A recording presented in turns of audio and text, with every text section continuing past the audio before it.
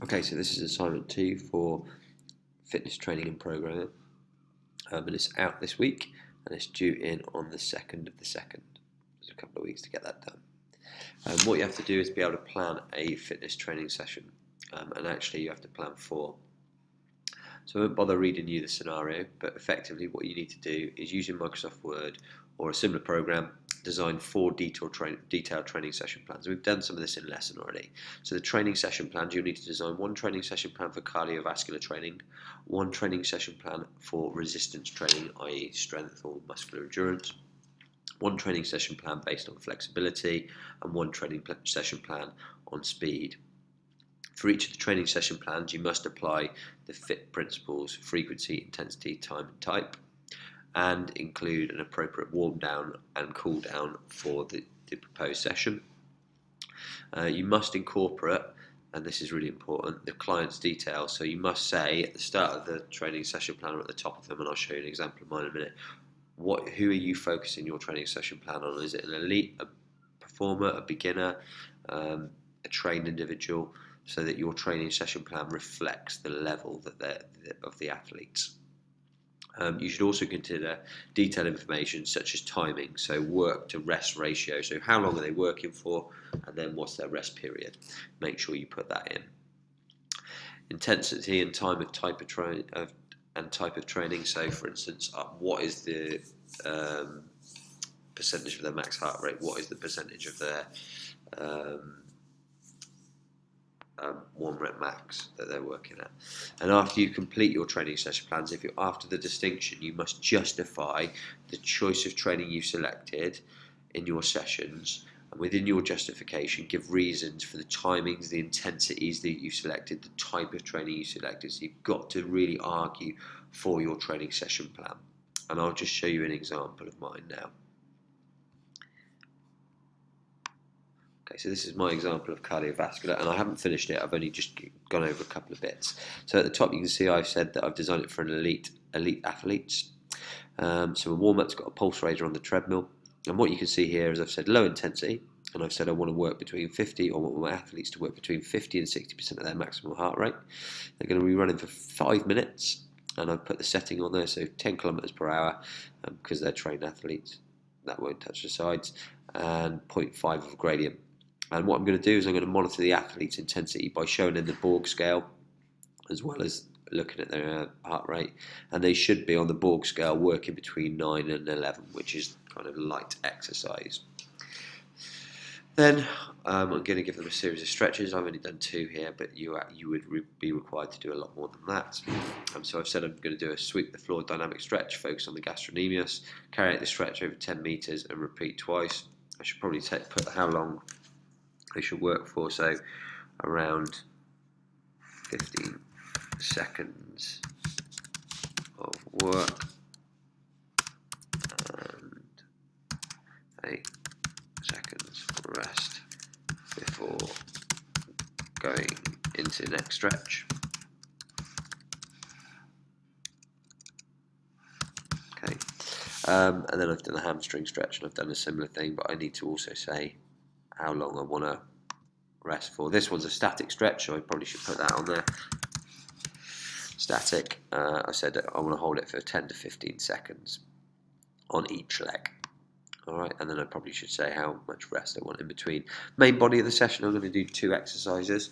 So the cardiovascular system, I'm going to do interval running on a treadmill, and I was going to do interval rowing, actually.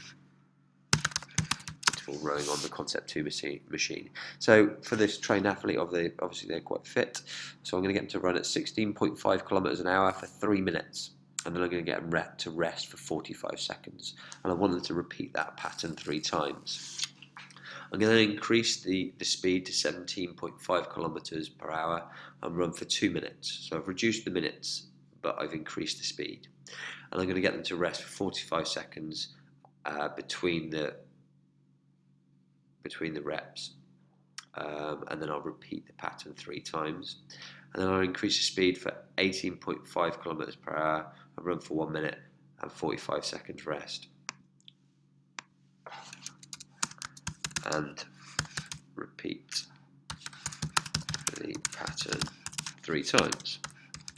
Okay, then what I'm going to do, or what I will do while the athletes are working, is the athlete should be working at a heart rate of around 80 to 90% of their maximum.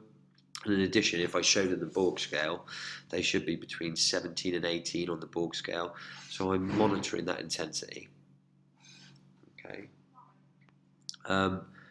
Then I've said that I want them to rest for however many minutes. So we can say,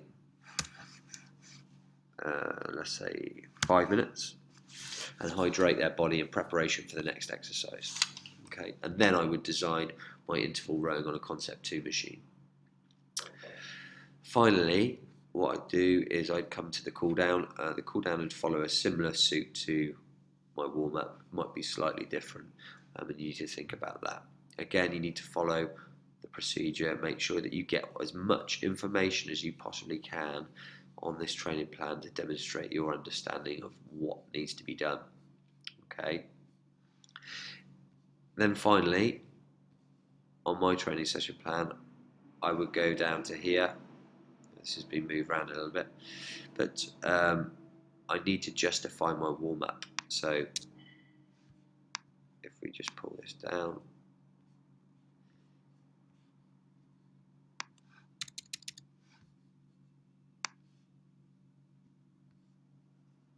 okay, so here's my warm-up. So let's have a look at this. I need to say why I've designed my warm-up in this way. Okay, and you're giving an argument as to why you're doing it. And this is your distinction, so it needs lots of detail. So things you need to consider is give reason for your warm-up, create an argument why you selected each exercise and why the certain exercises are in certain orders, so why you've got the stretches in certain orders, why you're working from the bottom all the way up to the top, why you're working predominantly on the lower body if you're doing running, although if you're doing rowing you would need to use the upper body. Why have you put certain timings? Why have you got them working at certain heart rates? You need to consider all of that and why you've designed your warm-up in this cardiovascular training plan like that. You then need to look at your main body. So if we bring the main body up, if we bring the main body up here, what I would do, you don't have to lay it out like this, it's just kind of an idea. The main body has gone missing. Not sure where it's gone. Similar process. So on your main body, if we come up to the main body of a session, we need to justify why we've designed our main body like this. Okay, so why have we put certain exercises in? Why have we got them doing certain rep sets, intensity? Why have we got them working at certain intensities?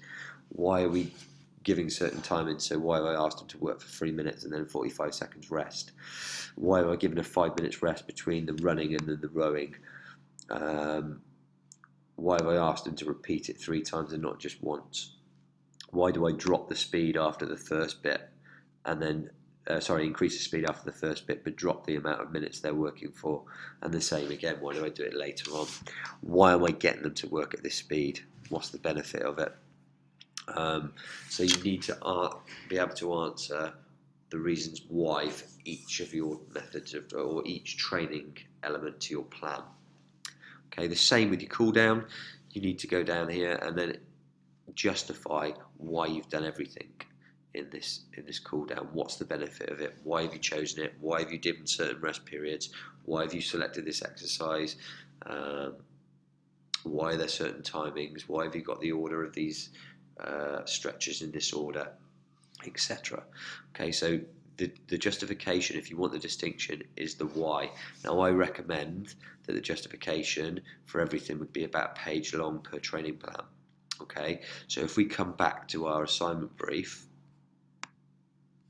which is here, so we've got our cardiovascular training, we design the plan and we have a 1-page justification.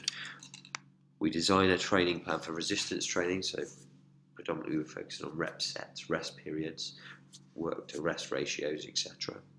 And we think about why we've done each element of our training plan. Okay, so again, a 1-page justification for this.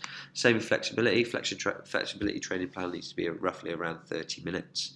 Again, why you've put certain stretches in certain places, why you're holding them for certain times, etc. And then the speed training. Okay, so why have you picked certain exercises? Why have you got certain rest periods? Why are you making them run certain distances? Why are you making them run at certain speeds, etc.? Okay. The other thing I've missed in terms of frequency, intensity, and time, if you look at my training plan, I haven't said how many times I'd expect an athlete to do this training plan a week. If it's an elite athlete, I'd probably expect them to do it around 2 to 3 times a week, probably twice. Because if they're an elite athlete, they're probably playing sport as well. So we don't want to burn them out. So we probably want to get them to repeat this twice. And I give a reason for that, and I might put that on there. Repeat this training 2 times per week. Okay, and again, you can justify that in your main body down here. All right, it's just really important that you follow this protocol. If you don't, then ultimately you're going to fall short of the grade that you're after.